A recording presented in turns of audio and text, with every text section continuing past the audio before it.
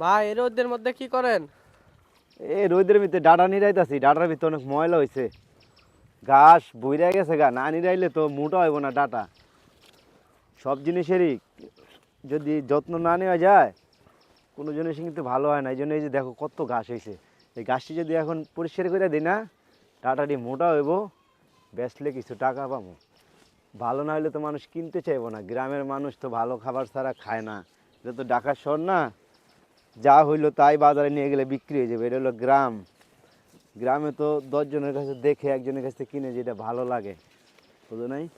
Data তো মোটামুটি ভালোই হয়েছে, হ্যাঁ, হুম। অনেক সুন্দর ডাটা হয়েছে। এখন আবার একটু গাছটা পরিষ্কার করে একটু পানি দিয়ে দিলে আরও দেখবা ডাটা 1 সপ্তাহের ভিতরে কম পর্যন্ত হয়ে যাব। এখন একটু পরিশ্রম করলে তো পরে কিছু টাকা পাবো বেচলে। ভাত হয়ে গেছে, খাওয়ার জন্য ডাকতেছে। খাইতে ডাকতেছে? হুম। হ্যাঁ, খাইতে যামু, আবার পরে আমু, বিকালে আইতে হবে, রোদ চিপতে গেছে না এখন। হুম।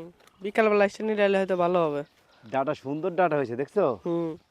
এই ডাটাগুলো পরিষ্কার করে দিলে আরও অনেক মোটা হইব, বেচতে পারবো ভালো টাকায়। চলো খাইয়া এইগা।